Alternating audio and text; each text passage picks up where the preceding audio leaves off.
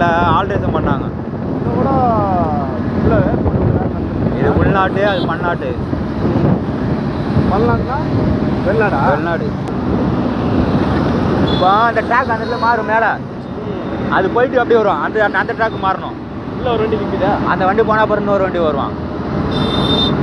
அதனால தான் அங்கே போட்டிருக்கலாம். இப்போ இந்த வண்டி எடுத்து போய் அங்கே போட்டுருவான். பின்னாடி வர்ற வண்டி ஸ்டேஷனில் வந்து நிற்கும்.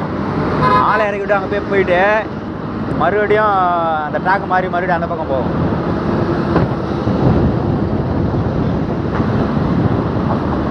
ஏர்போர்ட் கிட்டே தெரியும்ல, ஃபஸ்ட்டு கிட்டே தெரிஞ்சுது. இது மெட்ரோ ட்ரெயின் வந்ததில்ல, வெளிநாட்டு இதுவாங்க. அது வெளிநாடு முனையம்.